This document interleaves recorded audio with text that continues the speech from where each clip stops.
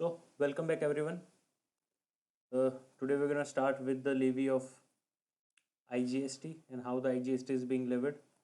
In the last lecture हमने पढ़ा था ITSC रिलेटेड सारे प्रोविजंस. आज हम स्टार्ट करेंगे IGST का. तो पहले IGST स्टार्ट करने से पहले हम एक बेसिक अंडरस्टैंडिंग ले लेते हैं. क्या होगी हमारी बेसिक अंडरस्टैंडिंग? अगर हम GST में बात करते हैं तो GST में टोटल दो टाइप के ट्रांजैक्शन हो सकते हैं. एक हो सकता है ट्रांजैक्शन जिसे कि हम बोलते हैं इंट्रा स्टेट ट्रांजैक्शन. दूसरा हो सकता है ट्रांजैक्शन जिसे कि हम बोलते हैं इंटर स्टेट ट्रांजैक्शन. एक हो सकता है ट्रांजैक्शन जिसे कि हम बोलते हैं इंट्रा स्टेट ट्रांजैक्शन.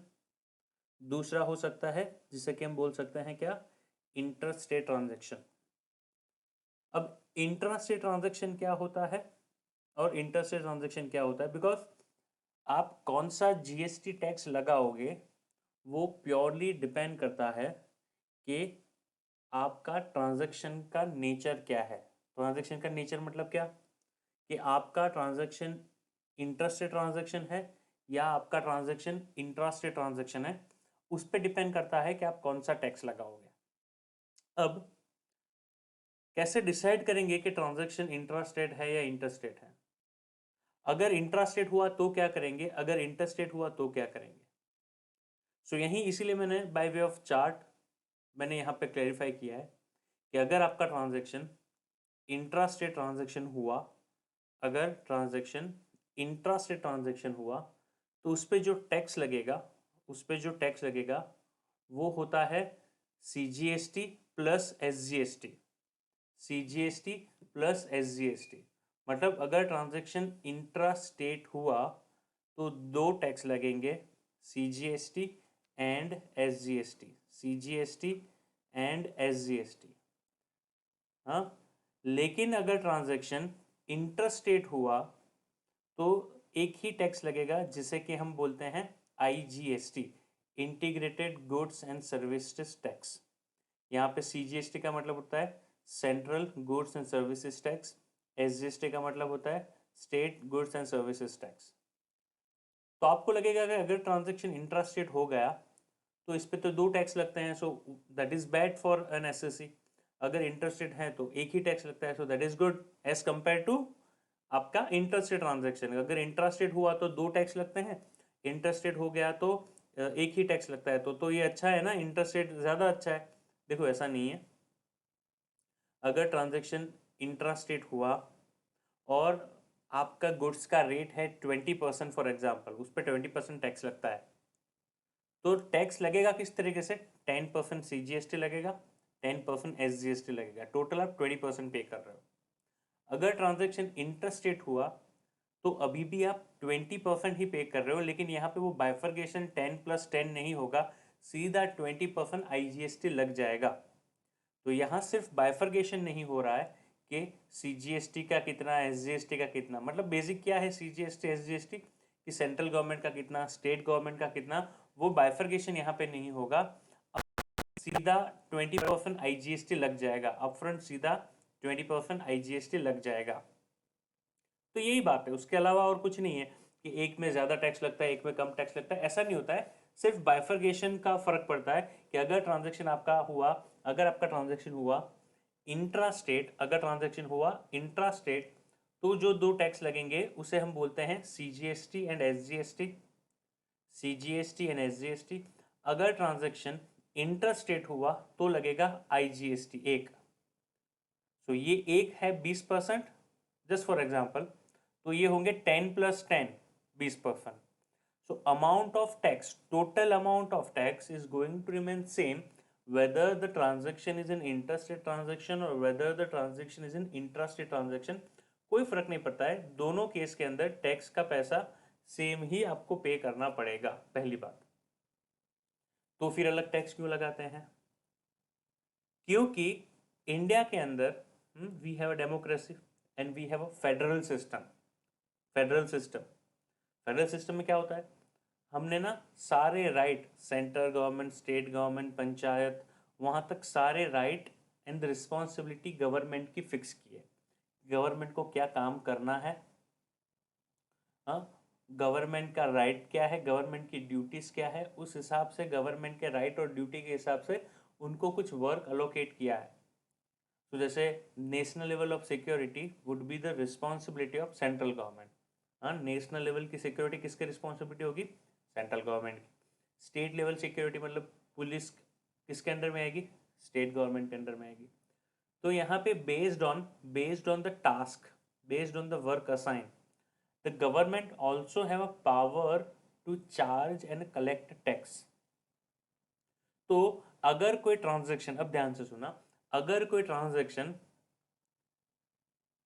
गुजरात में इनिशिएट हुआ, स्टार्ट हुआ और गुजरात में ही खत्म हो गया, अगर कोई ट्रांजैक्शन, सप्लाई का ट्रांजैक्शन गुजरात में इनिशिएट हुआ, सो उसका सेलर भी गुजरात में है। Just for example, this is not just a criteria, मैं आपको सिर्फ समझाने के लिए बता रहा हूं। अगर कोई ट्रांजैक्शन गुजरात में इनिशिएट हुआ और गुजरात में ही कंक्लूड हो गया, खत्म हो गया, उस ट्रांजैक्शन को बोलते हैं हम इंट्रा स्टेट ट्रांजैक्शन। तो उस पर कौन सा टैक्स लगेगा, CGST plus Gujarat government, Gujarat government is a state government, तो गुजरात SGST लगेगा उस पर। लेकिन अगर ट्रांजैक्शन एक स्टेट में इनिशिएट हुआ और कंक्लूड हुआ दूसरे स्टेट में, मतलब गुजरात से गुड्स निकले महाराष्ट्र में गए, पहले वाले एग्जांपल में तो क्या था, अहमदाबाद से गुड्स निकले और बड़ौदा पहुंचे, तो वो केस में तो ट्रांजैक्शन हमारा होता है इंट्रा स्टेट, वो केस में तो ट्रांजैक्शन होता है हमारा इंट्रा स्टेट। लेकिन दूसरे केस में क्या होता है, एक स्टेट से गुड्स निकल रहे हैं, जा रहे हैं दूसरे स्टेट में, सो दोनों स्टेट अलग हैं, originating state and destination both are different. So in that case कौन सा टैक्स लगेगा, टैक्स लगेगा IGST। ठीक है, इसे हम बोलते हैं नेचर ऑफ सप्लाई। इसे हम क्या बोलते हैं, इसे हम बोलते हैं nature of supply. How to decide, तो यही यहाँ पे बात हुई है कि how to decide whether the transaction is an intrastate transaction or the transaction is an interstate transaction, वो कैसे डिसाइड करना है। तो देयर आर टू फैक्टर्स, ध्यान से सुनना ये, there are two factors which will decide कि ट्रांजैक्शन आपका इंटरस्टेट ट्रांजैक्शन है या ट्रांजैक्शन आपका इंट्रास्टेट ट्रांजैक्शन है। वो डिसाइड करने के देयर आर टू फैक्टर्स, बहुत ध्यान से सुनना है। हमको बेसिकली करना क्या है, हमें ट्रांजैक्शन का नेचर ऑफ सप्लाई ढूंढना है। नेचर ऑफ सप्लाई मतलब क्या, कि ट्रांजैक्शन इंट्रास्टेट है या इंटरस्टेट है। क्यों, उस पे ही तो डिपेंड करता है कि मैं CGST SGST लगाऊंगा या मैं IGST लगाऊंगा। सो वो नेचर ऑफ सप्लाई ढूंढने के लिए हमारे पास दो इंग्रेडिएंट होते हैं, हमारे पास दो इंग्रेडिएंट होते हैं जिसको कि हमें चेक करना होता है। एक होता है लोकेशन ऑफ द सप्लायर और दूसरा होता है प्लेस ऑफ सप्लाई। एक होता है क्या, लोकेशन ऑफ द सप्लायर, दूसरा है प्लेस ऑफ सप्लाई। क्या करना है, आपको देखना है। सो अगर GST में आपको कोई पूछता है नेचर ऑफ सप्लाई कैसे ढूंढेंगे ना, तो ये दो टर्मिनोलॉजी आपको कोई नींद में से भी अगर उठा के पूछ रहा है ना, तो आपको आनी चाहिए। क्या है, location of the supplier, second is a place of supply.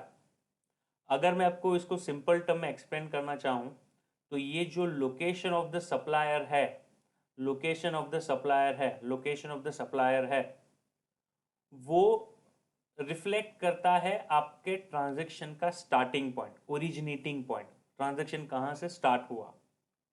Location of the supplier क्या बताता है कि ट्रांजैक्शन कौन से स्टेट में स्टार्ट हुआ, ट्रांजैक्शन कहां से स्टार्ट हुआ, वो बताता है लोकेशन ऑफ द सप्लायर। कि भाई सप्लायर कौन है, सप्लायर मतलब जो बंदा सेल कर रहा है, नॉर्मल टर्म में अगर देखे तो जिसने सेल किया, ट्रांजैक्शन वहीं से इनिशिएट हुआ ना, और कंक्लूड कहां पे होता है, जहां पे पहुंचता है। तो इसीलिए प्लेस ऑफ सप्लाई क्या होता है, it is a destination, end point, concluding point of transaction. तो ट्रांजैक्शन कहां से इनिशिएट हुआ, that is the location of the supplier. So this hand, the hand with the watch is your location of the supplier, and the another hand is known as the place of supply, place of supply. The location of the supplier is your starting point, the location of the supplier is your starting point, place of supply is your destination, location of the supplier is your starting point and the place of supply is your destination। यही दो factor हैं जो कि decide करेंगे कि आपका transaction interstate transaction है या आपका ट्रांजैक्शन इंट्रास्टेट ट्रांजैक्शन है। अगर आपका ट्रांजैक्शन इंटरस्टेट ट्रांजैक्शन हुआ, इंटरस्टेट, तो लगेगा आईजीएसटी। अगर आपका ट्रांजैक्शन इंट्रास्टेट हुआ तो लगेगा सीजीएसटी प्लस एसजीएसटी।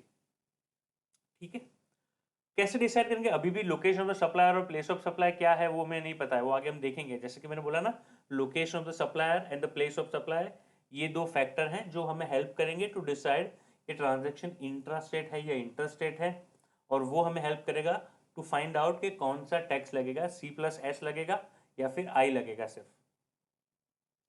तो अगर location of the supplier and the place of supply, अब ध्यान से सुनो, location of the supplier and the place of supply both are in a same state, location of the supplier and the place of supply both are in a same state, मतलब starting point and an end point, starting point and an end point both are in a same state, originating point and end point both are in a same state, उस transaction को माना जाता है intra state supply और उस पे लगता है C plus S, CGST SGST. लेकिन अगर location of the supplier is in one state and the place of supply is in another state, उस ट्रांजैक्शन को माना जाता है इंटरस्टेट सप्लाई और उस पे लगता है आईजीएसटी। ठीक है, सो वही यहाँ पे बात की है कि अगर location of the supplier and the place of supply both are in a same state, both are in a same state, तो उसे बोलते हैं इंट्रास्टेट सप्लाई और अ सेल्स। अगर इंट्रास्टेट हुआ तो क्या टैक्स लगेगा? अभी इंट्रास्टेट है तो सीजीएसटी प्लस एसजीएसटी लगेगा। अगर location of the supplier and the place of supply are in a two different state, तो उस ट्रांजेक्शन को माना जाता है इंटरस्टेट सप्लाई और इंटरस्टेट सेल, और इस पे लगता है क्या? आईजीएसटी। इस पे लगता है क्या? आईजीएसटी। है ना सिंपल। अब सिर्फ हमें सीखना ये है ये पर्टिकुलर चैप्टर में कि क्या होता है लोकेशन ऑफ द सप्लायर, क्योंकि ये दो फैक्टर समझने पड़ेंगे तभी तो पता चलेगा कि इस लोकेशन ऑफ द सप्लायर क्या होता है and the place of supply क्या होता है। ये दो फैक्टर अगर हमें नहीं आते ढूंढने का तो कैसे पता चलेगा कि भाई ट्रांजेक्शन इंटरस्टेट है या इंट्रास्टेट है। सो अभी पूरा चैप्टर ट्रांजेक्शन इंटरस्टेट है या इंट्रास्टेट है वो किस पे डिपेंड करता है? ये दो सिर्फ फैक्टर पे। सो आपको हर एक ट्रांजेक्शन पे ये देखना है कि आपका ट्रांजेक्शन का लोकेशन ऑफ द सप्लायर क्या है, आपका प्लेस ऑफ सप्लाई क्या है, हर एक ट्रांजेक्शन में देखना है। उसके बाद आपको डिसाइड करना है, हाँ मतलब आप डिसाइड कर पाओगे, करना है मतलब अगर आप ये दो फैक्टर नहीं ढूंढते हो तो आप डिसाइड ही नहीं कर पाओगे कि आपका ट्रांजैक्शन इंटरस्टेट है या इंट्रास्टेट है। ये दो फैक्टर ढूंढने के बाद ही हमें पता चलेगा ट्रांजैक्शन इंटर है या इंट्रा है। तो जब तक वो हमें पता नहीं चलेगा हम कभी फाइंड ही नहीं कर सकते हैं कि इस पे सीजीएसटी एसजीएसटी लगेगा या इस पे आईजीएसटी लगेगा। ठीक है, so this is very important for all of us to understand, this is very important for all of us to understand क्या कि ट्रांजैक्शन इंटरस्टेट है या ट्रांजैक्शन इंट्रास्टेट है, वो ढूंढना हमारे लिए बहुत ही ज्यादा इंपॉर्टेंट है, बहुत ही ज्यादा इंपॉर्टेंट। तो इसलिए आते हैं नेक्स्ट स्लाइड पे जहां पे हम अंडरस्टैंड करते हैं। हाँ, ये दो फैक्टर हैं जो कि हमें डिसाइड करना है कि what is the location of the supplier and we need to decide what is the place of supply, what is the place of supply. मैंने ऐसा बोला था कि normally the location of the supplier, location of supplier is a starting point and the place of supply is end point.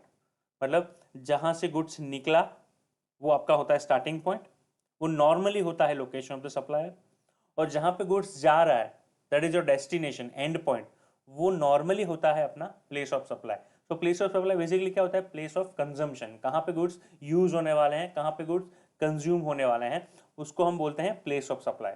तो इसी तरीके से यहाँ पे एक्सप्लेन किया है मैंने बेसिक अंडरस्टैंडिंग। अगर मुझे चाहिए तो बेसिक अंडरस्टैंडिंग हम यहाँ से डेवलप कर सकते हैं कि क्या होगा location of the supplier. Normally basic understanding, so your location of the supplier, it is a registered place of business of the supplier.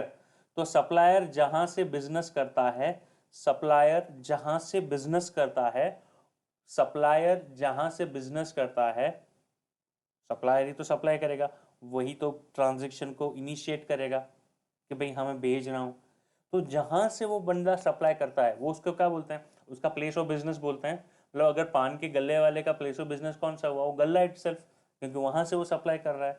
किसी दुकान वाले का, प्रोविजन स्टोर वाले का प्लेस ऑफ बिजनेस क्या हो गया, उसकी खुद की दुकान, बिकॉज वो बंदा बिजनेस वहां से कर रहा है।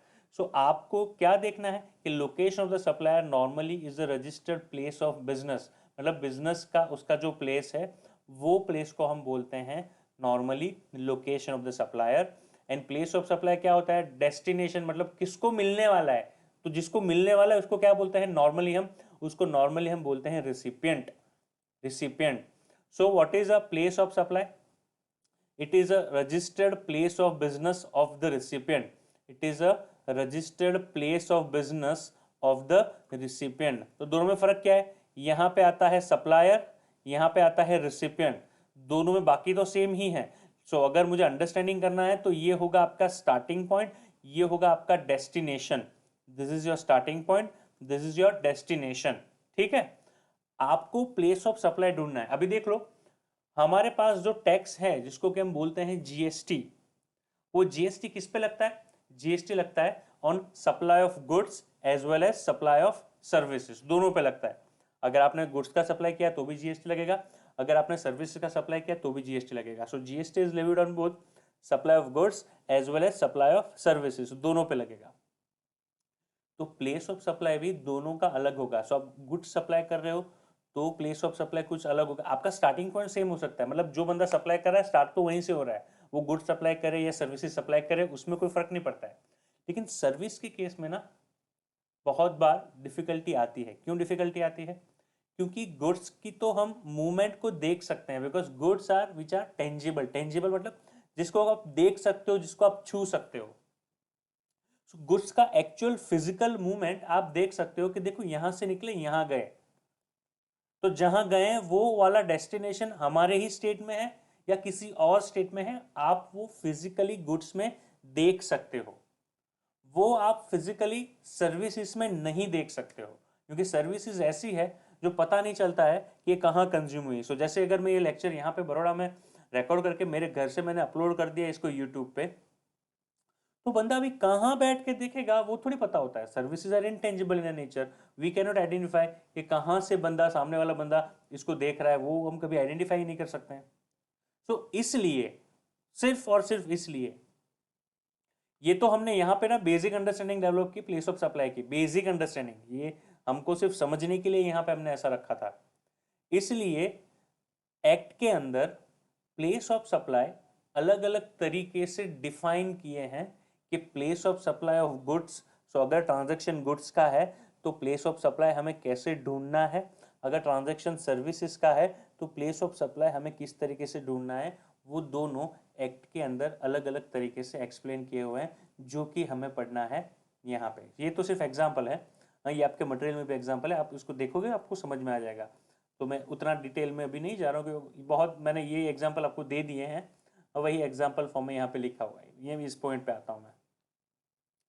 The type of place of supply, क्यों टाइप? क्योंकि हमारे पास प्रोविजन दोनों के अलग हैं, गुड्स के प्रोविजन भी अलग हैं, सर्विसेज के प्रोविजन भी अलग है, और उसको अलग रखना पड़ता है। क्यों? क्योंकि दोनों का नेचर अलग है, एक है टेंजिबल, दूसरा है इनटेंजिबल, दोनों की नेचर अलग है। सो इसलिए दोनों के प्रोविजन को अलग रखना पड़ता है। सो इसलिए हम प्लेस ऑफ सप्लाई अलग अलग पढ़ेंगे, हम place of supply of goods भी पढ़ेंगे और place of supply of service भी पढ़ेंगे। सो यहाँ पे अभी हम क्या पढ़ रहे हैं, place of supply for goods. यहाँ पे अभी हम क्या पढ़ रहे हैं, place of supply for goods. तो ये जो पूरा चार्ट है यहाँ पे, यहाँ हम बात करेंगे place of supply for goods, यहाँ पे हम बात करेंगे place of supply for goods. तो place of supply for goods किस तरीके से ढूंढना है, अंडरस्टैंड एवरीवन? यहाँ पे अलग अलग ट्रांजैक्शन को आइडेंटिफाई करके रखा हुआ है। हाँ, तो आपको देखना है कि आप अगर गुड्स सप्लाई कर रहे हो, कंफ्यूज मत होना, आपका स्टार्टिंग पॉइंट तो फिक्स ही है। जो बंदा सप्लाई कर रहा है उसका रजिस्टर्ड प्लेस ऑफ बिजनेस, जो बंदा सप्लाई कर रहा है उसका रजिस्टर्ड प्लेस ऑफ बिजनेस, वही आपका स्टार्टिंग पॉइंट है। एंड पॉइंट किसे माना जाएगा, वो होता है प्लेस ऑफ सप्लाई। तो इसके लिए एंड पॉइंट क्या होगा, आपका प्लेस ऑफ सप्लाई क्या होगा, वो ढूंढने के लिए ही हमें देखना पड़ेगा section 10 of IGST act, section 10 of IGST act. तो सप्लाई ऑफ गुड्स, तो हम अभी देख रहे हैं ट्रांजेक्शन, आपने अगर कोई सप्लाई किया, बिकॉज अल्टीमेट रिस्पॉन्सिबिलिटी किसकी होती है, जीएसटी पे करने की, सप्लायर की। तो सप्लायर को बोलना पड़ेगा, खुद डिसाइड करना है, बिकॉज उसको टैक्स पे करना है कि उसका ट्रांजेक्शन इंटर स्टेट है या इंट्रा स्टेट है। अभी वो डिसाइड करने के लिए सप्लायर को भी देखना पड़ेगा ना कि भाई लोकेशन ऑफ द सप्लायर, मतलब खुद का लोकेशन कहाँ पे है, तो वो तो उसको पता ही होगा, उसमें डिफिकल्टी नहीं होगी। डेस्टिनेशन पॉइंट कौन सा होगा ना, वो देखने के लिए उसको एक चेक करना पड़ेगा कि मैं जो सप्लाई गुड्स का कर रहा हूं, मैं जो गुड्स का सप्लाई कर रहा हूं यहाँ पे, हाँ, वो बेसिकली जाता कहाँ पे है, वो गुड्स कहाँ पे जाते हैं। तो वो गुड्स जहाँ पे जाते हैं वो होता है डेस्टिनेशन, और नॉर्मली वही होता है उसका प्लेस ऑफ सप्लाई, नॉर्मली वही होता है उसका प्लेस ऑफ सप्लाई। सो आपको देखना पड़ेगा अगर आप गुड्स का सप्लाई कर रहे हो तो आपका कौन सी कैटेगरी में, इन जितनी भी कैटेगरी यहाँ पे स्पेसिफाई की है उसमें से कौन सी कैटेगरी में आपका ट्रांजैक्शन फॉल हो रहा है, वो आपको देखना पड़ेगा। इसका एग्जांपल मटेरियल में है, ये जो मैंने चार्ट बनाया है वो, और वो मटेरियल दोनों मेरे यूट्यूब लिंक के कमेंट सेक्शन में लिख दूंगा, आप वहां से उसको लिंक में रख दूंगा, वहां पे आप वहां से इन दोनों चीज़ों को डाउनलोड कर सकते हो, कोई डिफिकल्टी नहीं आएगी आपको। यहाँ पे मैं प्रोविजन एक्सप्लेन करता हूँ, और मैं आपको बता दूं कि इसके एग्जाम्पल कहाँ पे है। ये जो मटेरियल है आपके पास ना, उसमें पेज नंबर 3, तो ये चार्ट तो है ही अपने पास, ये जो चार्ट हमने पढ़ा था वो चार्ट यहाँ पे जो मैंने रखा हुआ है वो यही चार्ट है, और उसके नीचे सारे एग्जाम्पल दिए हुए ही हैं। तो मैं ये वापस एग्जाम्पल पढ़ूंगा नहीं, हाँ, लेकिन जब मैं प्रोविजन एक्सप्लेन करता हूँ तो उस टाइम पे आपको ये इसके साथ साथ एग्जाम्पल देता ही जाऊंगा, सो आपको डिफिकल्टी नहीं आएगी, आप चिंता मत करो। पहला ट्रांजेक्शन होता है जहां पे हमें देखना है क्या, कि आपने अगर सप्लाई किया है तो गुड्स का सप्लाई किया है, और वो सप्लाई में what it involves the movement of goods. Movement of goods मतलब क्या, कि वहां पे गुड्स का मूवमेंट हो रहा है, गुड्स एक जगह से निकल के दूसरी जगह पे ट्रैवल कर रहा है, समझ रहे हो। सो वहीं के वहीं सप्लाई नहीं हो रहा है, कहीं स्पेसिफिक जगह पे नहीं जा रहा है, आप एक जगह से निकाल के उसको दूसरी जगह पे डिलीवर कर रहे हो। So when a supply involves the movement, either by the supplier और रिसिपिएंट और एनी अदर पर्सन, लेकिन अगर गुड्स की मूवमेंट हो रही है तो आपका place of supply would be what, the place where movement terminates for delivery to the recipient. मतलब क्या उसका, कि अगर गुड्स की मूवमेंट हो रही है तो उसका प्लेस ऑफ सप्लाई क्या होगा, प्लेस ऑफ सप्लाई है क्या, basically it's a destination point.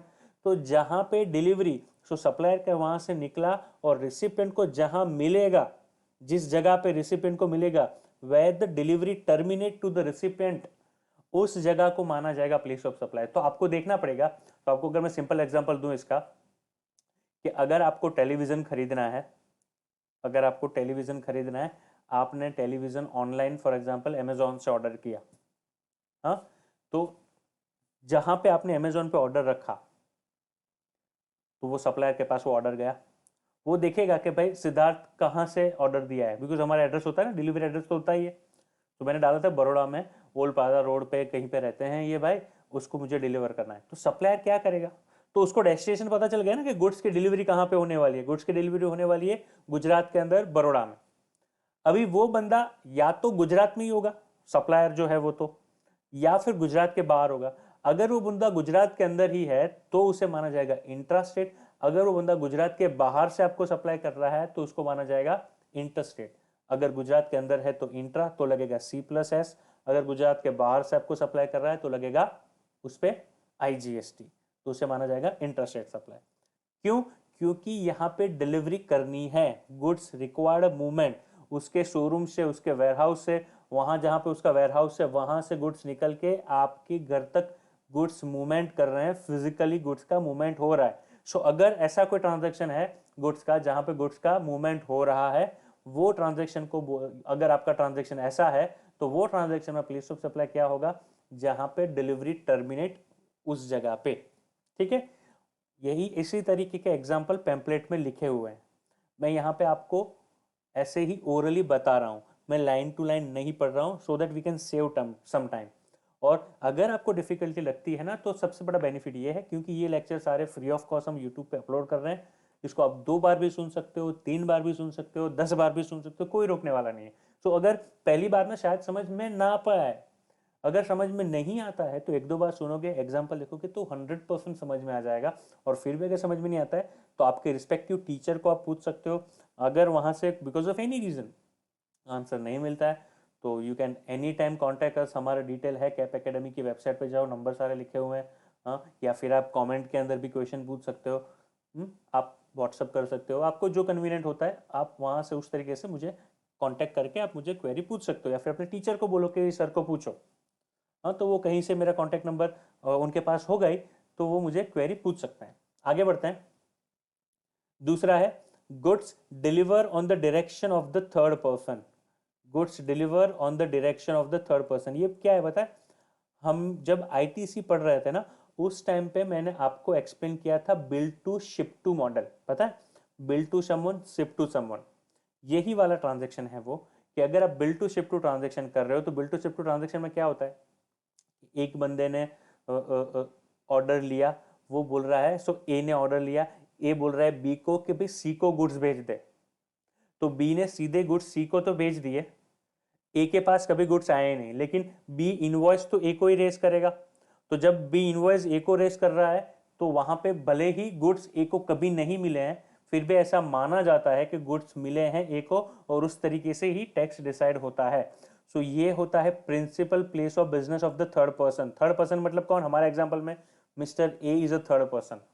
हाँ, क्योंकि सप्लायर तो बी है, रिसिपिएंट सी है, तो ए क्या किया? ए ने तो कुछ किया ही नहीं ना, ए ने तो सिर्फ बोला बी को कि भाई सी को भेज दे। तो वो केस में transaction between B and A, so B invoice raise करेगा ए को, तो place of supply would be the location of A, so A is known as a third person. So the principal place of business of the third person is known as place of supply. आगे बढ़ते हैं। Where goods does not involve any movement of goods, where supply does not involve any movement of goods, ऐसा कब हो सकता है? Goods में कोई मूवमेंट ही नहीं है।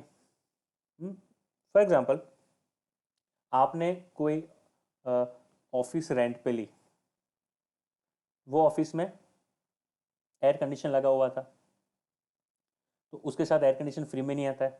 उसने बोला अगर आपको एसी चाहिए तो आपको ये खरीदना पड़ेगा। तो मैंने बोला ठीक है खरीद लेते हैं, बताओ कितना है? उसने बोला 25,000 रुपये का। मैंने बोला ठीक है मैं दे देता हूँ। तो वो केस में एसी का सप्लाई हुआ ना, एसी का सप्लाई हुआ, लेकिन मूवमेंट हुई क्या? कोई एसी की कुछ मूवमेंट नहीं, एसी तो वहीं का वहीं लगा हुआ है। तो अगर supply does not involve movement, ये पहले वाला जो था यहाँ पे तो मूवमेंट हो रही थी, ये ट्रांजेक्शन में देयर इज नो मूवमेंट। तो अगर मूवमेंट नहीं हो रही है तो प्लेस ऑफ सप्लाई कहाँ पे होगा? जहां पे एसी लगा हुआ है। So in that case the location of goods at the time of delivery to the recipient would be the place of supply, क्योंकि यहाँ पे मूवमेंट ही नहीं हो रही है, तो जहां पे गुड्स लगे हुए हैं उसको ही माना जाएगा प्लेस ऑफ कंजम्पशन कि भाई यहीं पे तुझे डिलीवर कर दिए। ये भी इजी था। उसके बाद ट्रांजैक्शन आता है when goods are assembled and installed at a site. इसका भी एग्जांपल लेता हूं एसी के साथ ही। अगर आपने एसी खरीदा, आपने एसी खरीदा और वो एसी आपने बोला कि देखो मेरा घर तो है ओपी रोड पे, मेरी ऑफिस है सयाजीगंज में, आपको एसी फिट करना है कहां पे? मेरी सयाजीगंज ऑफिस पे। ठीक है, तो प्लेस ऑफ कंजम्पशन कहां पे हुआ? मेरा घर पे या ऑफिस पे? ऑब्वियसली ऑफिस पे, बिकॉज वहां पे इंस्टॉल हुआ है। सो जब आप ऐसे गुड्स सप्लाई कर रहे हो जहां पे उसका इंस्टॉलेशन और assembly is required, assembly installation required, because plant and machinery बहुत सारी ऐसी होती है जिसको कि इंस्टॉल करना पड़ता है।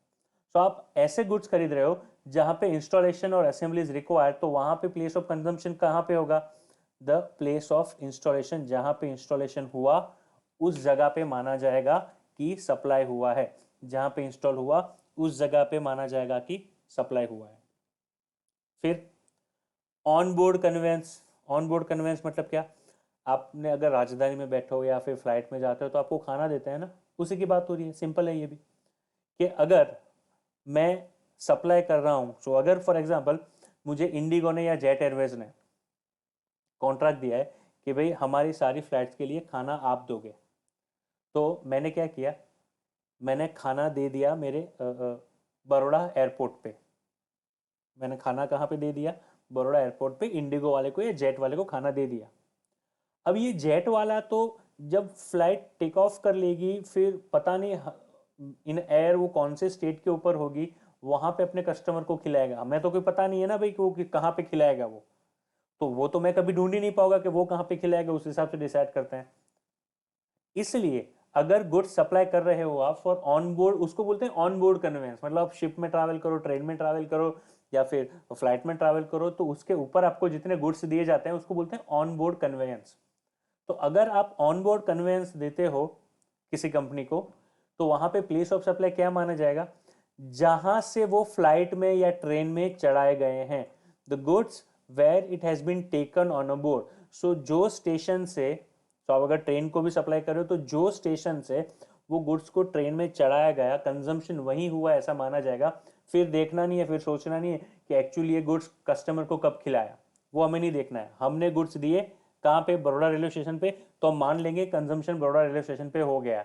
फिर देखने जाएंगे भाई कौन से कस्टमर को कब खाना कब खिलाया, क्योंकि बहुत कस्टमर ऐसे होंगे जिसको कि गुजरात के बॉर्डर पे खाना सर्व किया, कुछ कस्टमर ने गुजरात खत्म हो उससे पहले खाना खा लिया, कुछ ने बाद में खाया, तो इंटरेस्ट में तो पागल हो जाएंगे हम लोग। हमें कैसे पता चलेगा कौन कस्टमर कब खाना खाएगा और कौन सा कस्टमर कौन से स्टेशन से बैठेगा, उसको खाना मिलेगा नहीं मिलेगा, वो खाएगा नहीं भी खाएगा, वो भी नहीं पता है। सो इसीलिए जहां से जो स्टेशन पे खाना लोड होगा वही स्टेशन पे कंज्यूम हो गया है ऐसा मान लिया जाएगा। जो स्टेशन पे खाना लोड होता है, ट्रेन में चढ़ता है, फ्लाइट में चढ़ता है, हाँ, उसी स्टेशन पे खाना कंज्यूम हो चुका है ऐसा मान लिया जाएगा। ये लास्ट वाला है रेसिडुअल प्रोविजन। अगर आपको आंसर नहीं मिलता है तो गवर्नमेंट उसके लिए नोटिफाई कर सकती है। सो ये बेसिकली एज ऑफ नाउ आप नहीं पढ़ोगे तो चलेगा, for current time being it is not important for you. So ये था हमारा बेसिक, किस तरीके से हम ढूंढेंगे place of supply for goods other than import and export, other than import and export. इसके एग्जांपल हैं सारे पैम्पलेट में, आप लिंक डाउनलोड कर लेना। अगर आपके पास नहीं है तो आप पढ़ोगे, आपको 110% ये पढ़ने से समझ में आ जाएगा, और नहीं समझ में आता है तो आप क्वेरी पूछ सकते हो। एग्जाम्पल मैंने लिख लिया है कि डायरेक्टली आप पढ़ सकते हो मटेरियल में से। अब आते हैं place of supply for services पे। हाँ, तो सर्विस के केस में हम प्लेस ऑफ सप्लाई किस तरीके डिसाइड करेंगे, तो वहाँ पे बहुत सारी वैसे तो सर्विसेज हैं जिसका प्लेस ऑफ सप्लाई डिसाइड करना है, लेकिन so far as I have a material, मुझे देख के ऐसा लग रहा है कि आपके सिलेबस में सारी नहीं है, तो जितनी है उसकी हम बात करेंगे। तो सर्विसेज जितनी है ना, उन सारी सर्विसेज को अलग अलग कैटेगरी में बाइफरगेट किया गया है। सो पहली कैटेगरी आती है services in relation to immovable property. Services in relation to immovable property, हाँ, आर्किटेक्ट, हाँ, एग्जाम्पल है नीचे। आर्किटेक्ट की सर्विस कहाँ कंज्यूम हुई है, तो यहाँ पे ज़्यादा सोचने की ज़रूरत नहीं है। आर्किटेक्ट की सर्विस कहाँ पे कंज्यूम हुई है, अरे भाई अगर आर्किटेक्ट ने बिल दिया तो आर्किटेक्ट ने जो बिल्डिंग का डिज़ाइन दिया होगा, वो डिज़ाइन बिल्डिंग कहाँ पे बनने वाली है वहीं उसकी सर्विस कंज्यूम हुई ना। आर्किटेक्ट ने अगर कोई बिल दिया है तो आर्किटेक्ट ने बिल जो बिल्डिंग के लिए दिया, जो बिल्डिंग के लिए उसने डिज़ाइन बना के दी, वो बिल्डिंग कहाँ पे खड़ी है, वहीं तो उसका प्लेस ऑफ सप्लाई होगा। So in case of services relating to immovable property, in case of services relating to immovable property, the place of supply would be the location of immovable property. So immovable property जहाँ पे located है उसी को मान लिया जाएगा place of supply. So आप example देखो, Mr. X located in a Chennai, engage in the services of Mr. B, an architect, वही वाला example है। Mr. X requested him to make a design of the residential complex to be constructed in a Cochin, Kerala. Mr. Y provided a drawings, design services in relation to a movable property located at Cochin. Find the place of supply. तो place of supply कौन सा होगा? The place of supply would be the location or intended to be located property, that is a Cochin. Building कहाँ पे बनने वाली है? Cochin में। ठीक है, ये वापस रिपीट कर दूं मैं। अगर services are provided in relation to immovable property, the place of supply would be location of such immovable property. ठीक है, उसके बाद आता है लॉजिंग एंड एकोमोडेशन, तो वो यही आ गया, होटल एकोमोडेशन। होटल क्या है basically, hotel is a building no, तो वहाँ कंजम्पशन कहाँ पे होता है, जहाँ बिल्डिंग है। वापस से सेम प्रिंसिपल आएगा कि अगर आप सर्विसेज देते हो, अगर आप होटल चला रहे हो, तो आपका प्लेस ऑफ कंजम्पशन क्या होगा, the location of hotel itself, because वहीं तो बंदा रह रहा है। कंजम्पशन कहाँ पे हुआ, जहाँ पे होटल है वहीं तो कंजम्पशन हुआ। So in case of hotel also आप देखो, mister Rohit registered person in a Jaipur, he went to Kolkata and stays in a Taj Hotel of Kolkata. He also availed a beauty treatment services at a hotel. Find the place of supply of service and tax liability in the hands of Taj hotel. तो भी ताज hotel का place of supply कहाँ पे होगा? ताज hotel है कहाँ पे? ताज hotel है कोलकाता में ना, ताज होटल है कोलकाता में, तो प्लेस ऑफ सप्लाई भी कौन सा होगा? कोलकाता. तो ये भी सिंपल है, बिकॉज बिल्डिंग होटल कुछ नहीं है, वो बिल्डिंग ही है इसलिए. तो जो प्रिंसिपल इमूवेबल प्रॉपर्टी को एप्लीकेबल हुआ था वही प्रिंसिपल यहाँ पे भी एप्लीकेबल हो जाएगा. ठीक है. और लास्ट में आते हैं services in relation to the performance. Performance के बारे में बात की है, तो पढ़ लेते हैं. जहां पे परफॉर्मेंस होता है वो उसको प्लेस ऑफ सप्लाई माना जाएगा. Mister Nawab, a person staying in Dubai, train for the purpose of grooming of the horses in Chennai, find the place of supply. कहाँ पे परफॉर्म कर रहा है? हाँ, कहाँ पे परफॉर्म कर रहा है? चेन्नई में. तो प्लेस ऑफ सप्लाई कहाँ पे होगा? चेन्नई में. तो ये है services in relation to the performance. तो जहाँ परफॉर्मेंस होता है वहाँ. और ऐसा ही ये हेयर कटिंग वाला भी है. तो आपको अगर बाल कटाने जाना है तो दैट द सलून वाला उसको परफॉर्म करना पड़ेगा ना आपके बाल पे. तो जहाँ पे वो आपके बाल काटता है वो उसको तो प्लेस ऑफ परफॉर्मेंस मानेंगे. तो सर्विस वहीं कंज्यूम हो रही है. तो ये भी बहुत सिंपल है. तो ये जो डिफिकल्ट प्रोविजन है वो आई थिंक आपके सिलेबस में नहीं है. ये एकदम छोटा सा प्रोविजन रिलेटिंग टू IGST था. जितने रिलेवेंट मुझे इंपॉर्टेंट टॉपिक लगते थे मैंने सारे यहाँ पे कवर किए हैं. अगर इसके बाद भी आपको कोई डाउट रहता है तो ये नंबर है मेरा, आप उस पर फ़ोन या व्हाट्सअप कर सकते हो. पहले आप अपने टीचर को पूछना, because he might be able to teach you in a right way. अगर आपको समझ में नहीं आता या फिर टीचर बोलता है कि नहीं आप सिद्धार्थ सर से पूछ लो, तो I am very much available to you people. Fine. Take care of your family and focus on reading. Stay at home, stay safe. Thank you.